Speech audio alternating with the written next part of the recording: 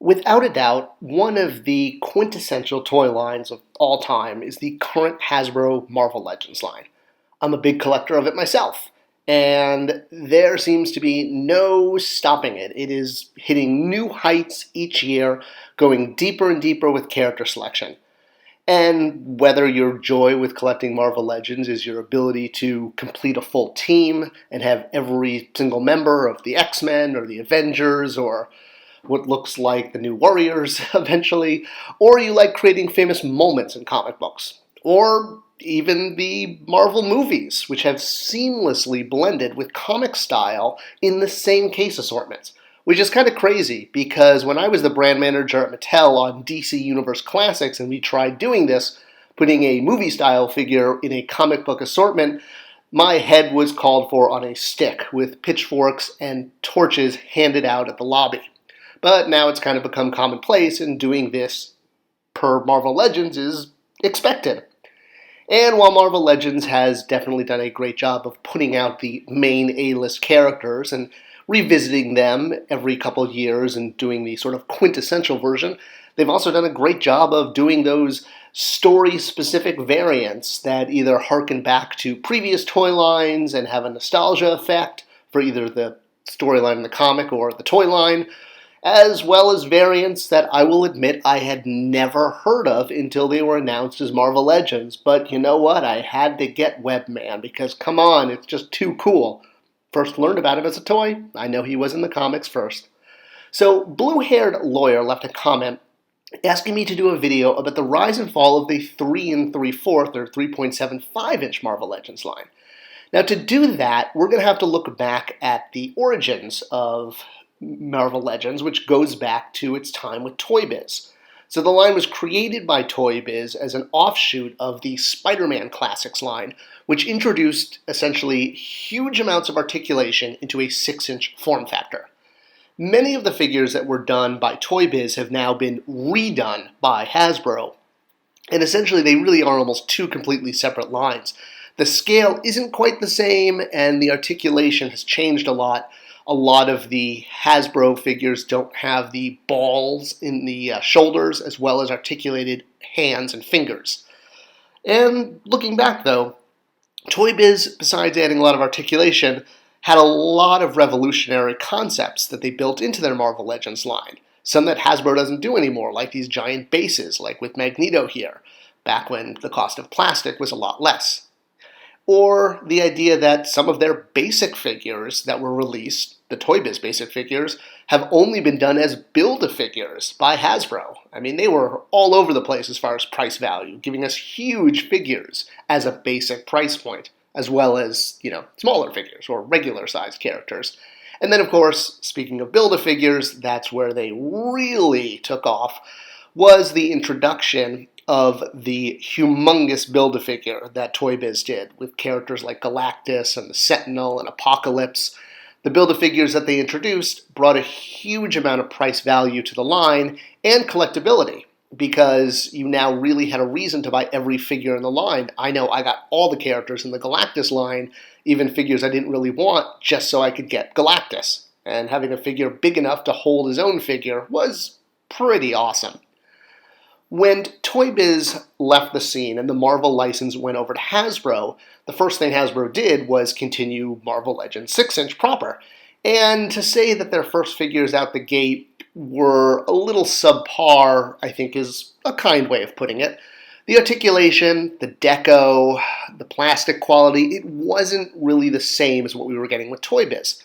A big reason for that is, well, Toy Biz wasn't exactly paying its tooling bill, but that's neither here nor there.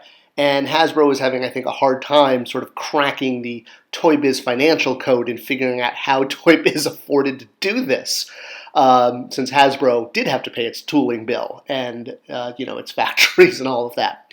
So while they tried different things like single-carded figures and 2-packs, eventually the line wound down and then was brought back after being off the market twice. So not just with its initial launch, but it came back with a recarded and then rebranded Epic Heroes line that came with stands instead of Build-A-Figure pieces to try to bring down the cost. And as the 6-inch line was kind of wavering back and forth, the Marvel movies started coming out. So with the first Iron Man movie, it came out sort of at the tail end of right when Marvel Legends was ending for the first time at Hasbro. So the initial offerings for Iron Man 1 were 6-inch figures. And while a lot of these figures, again, have been redone since then, this was the only way Iron Man 1 figures were really available, the only scale. They were done in 6-inch to be in scale with Marvel Legends. By the time Iron Man 2 came along, and the transition line that sort of straddled between Iron Man 1 and Iron Man 2 to keep him on shelf, was the first time the scale changed. No longer were we getting 6-inch scale Marvel figures, but we were now getting what a lot of people were calling 3 3/4, but I think it's more generous to call them 4-inch. And as Iron Man 2 rolled out, there were no 6-inch figures offered. This was now the first Marvel movie that only put out the smaller scale, which was followed quickly by Thor and the other sort of pre-Avengers 1 movies, which was also Captain America, etc., which was 2011 was when both Thor and Captain America came out. So the 4-inch scale was now adapted as sort of the main go-to scale, and it really allowed a lot of variety on shelf because deluxe figures and I guess you would say basic figures that were sculpted with kids in mind were easier to do because of the lower tooling. So, Captain America in his winter combat gear, where he's wearing a snow jacket, as well as a giant oversized accessory, very much aimed at kids. But of course, you also had the movie-accurate figures like Red Skull, the main villain, but you will notice he came with an oversized bazooka with a launcher, which is also very kid-friendly. This would carry over into the Avengers movie when everyone came together for the very first time and movie making was forever changed with the cementing of the shared universe when characters from different movies could now interact with each other. And while there was a 6-inch line available at Walmart, which you'll note had the same base as the Epic Heroes line, now just with an A painted on it, again to save in tooling and development cost, there wasn't a robust 6-inch Marvel Legends line for the first Avengers movie. You had to go to Walmart to pick up a couple of the main characters. The main releases at mass were in the 4-inch / 3 3/4 scale, whatever you're going to call it. We'll get to that in a moment. All right, so with the movies now bringing Marvel into the mainstream and making them even more popular in the toy aisle, it didn't take long before Hasbro started cranking out the entire Marvel universe in this scale that was established for Iron Man 2 and Thor 1. And rightly so, with it being the full Marvel Universe, well, it was called Marvel Universe. And they did a pretty amazing job of putting out a ton of characters from all of the different realms.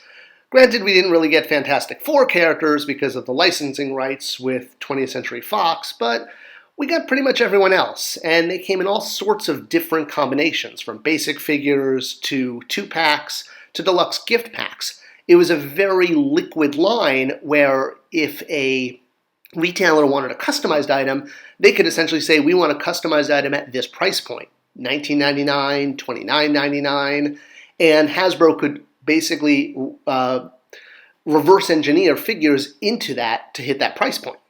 And the line kept expanding and expanding, and it got quite large and included some giant figures as well. In fact, one of the coolest giant executions was when they released their Galactus figure on what would have been thought of as a basic card. Granted, the card was gigantic, and this was only available at conventions. But it was a really cool execution to get a huge figure that was on a basic card, or in the same style as a basic card. The figure was released later at mass in a box set with what's called a fourth or a fifth panel, if you will, when the panel opens up covering the figure. That's called a fifth panel.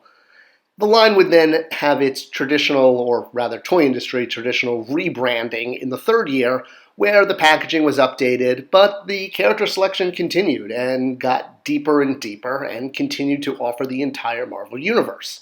And the quality was very good, especially for 4-inch figures.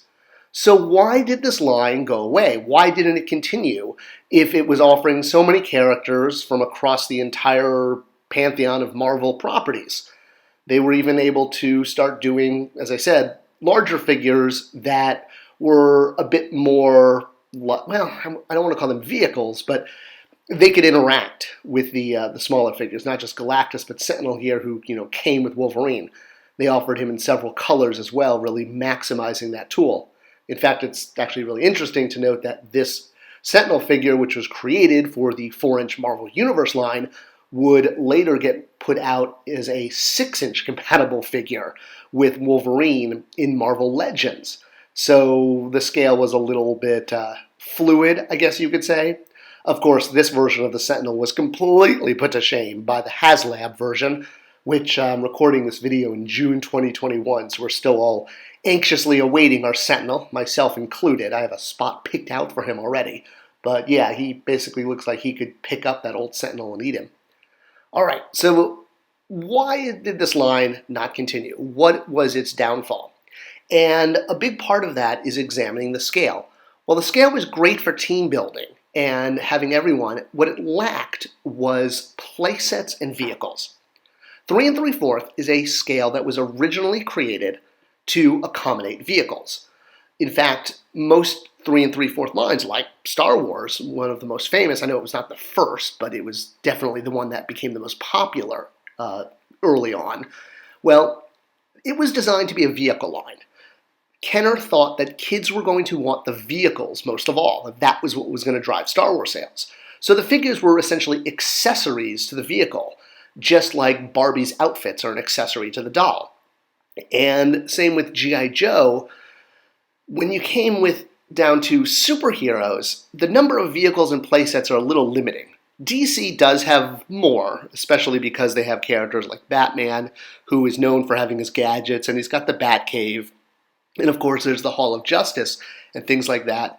But on the Marvel side, vehicles and playsets are a little bit more iffy. I mean, a lot of us do remember the Spider-Man cars from the 1980s that were sometimes just label slaps, which means you're taking an existing tool and putting a character or label on it to make it specific to a property. And, of course, the X-Men have their X-Jet or Blackbird, as well as a mini version that got used in the animated series. But for the most part, Marvel characters don't really have vehicles.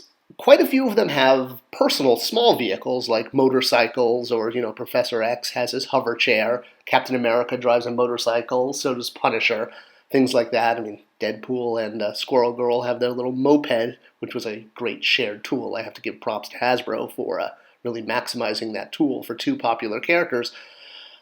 But there are no major vehicles like X-Wings and Falcons.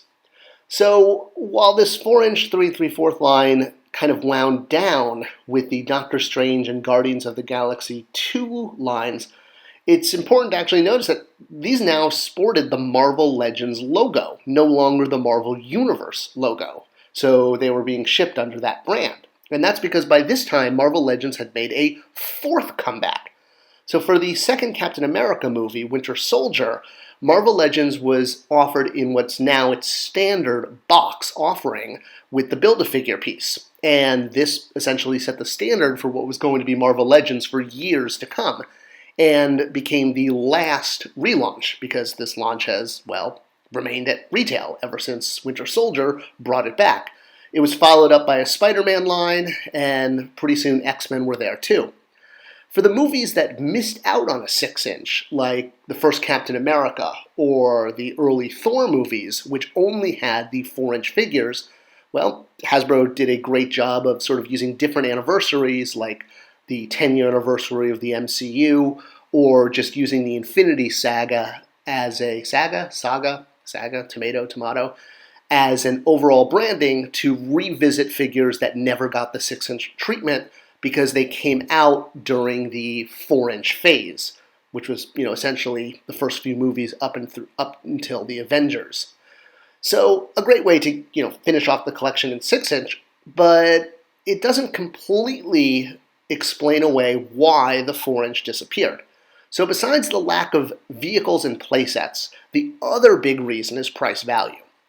So most toys in the toy aisle are bought by parents. Yes, as collectors, we love to get everyone in a scene and sort of recreate movie or comic book moments in toy form, and 3 and 3/4" or 4" are great for doing this because you can fit more on a shelf.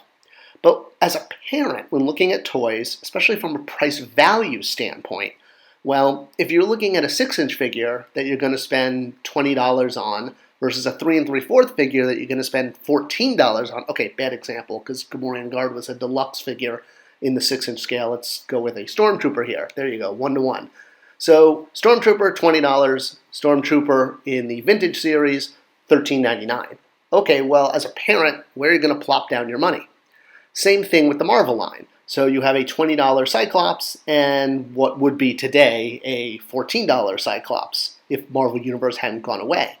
So you could see as a parent which one are you going to choose. There's going to be a lot more value from the 6" figure, even if it's just a figure without huge amounts of accessories. So that's what really led to the downfall of the 4" line. Even figures that were larger Build-A-Figures or Build-A-Figure size in Marvel Legends were still being offered in the 4" line as basic figures, and that did give some price value, but for the most part, the basic figures were the same size as a standard 3 and 3/4, whatever line that would be. Although they weren't 3 and 3/4, they were definitely 4". You can see I've got them back to back here with some Star Wars and Indiana Jones figures that are 3 and 3/4. And just for funsies, we'll add in a ruler there. So yeah, you can see Cyclops comes in at 4" and Admiral Akbar is a good 1/4 inch shorter than him. So there you go. They're not even in scale with your 3 and 3/4 collection. They're sort of its own thing.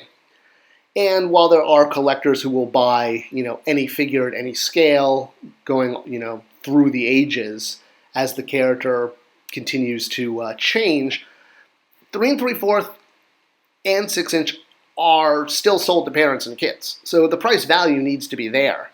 And for Marvel, while the vintage series for Star Wars, or rather Star Wars 3 and 3/4, never really stopped. I mean, you had your brief time between 85 and 95, but it hasn't stopped since 95.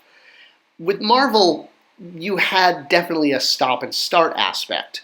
So things like Secret Wars or the Toy Biz figures, which were between 4 and 5", depending on the character, they were still much bigger than a 3 and 3/4 figure.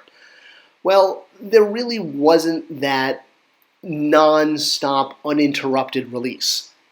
So it's definitely interesting to see that they've kind of come full circle, they being Hasbro, with the latest retro line, which is kind of a almost sort of a what if, because they're being released on vintage cards by Kenner as if Kenner released these figures, which they never did.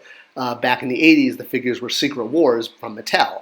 So it's kind of like a, what if these maybe existed if Kenner had had the license. I do think it's a really interesting approach, but we're still running into that price value issue, as well as the lack of vehicles and playsets, which are really needed for a 3 and 3/4 line to live, because they interact with the vehicles and playsets, whereas 6" you can't really make them to scale and affordable to parents and kids. That's what makes 3 and 3/4 work.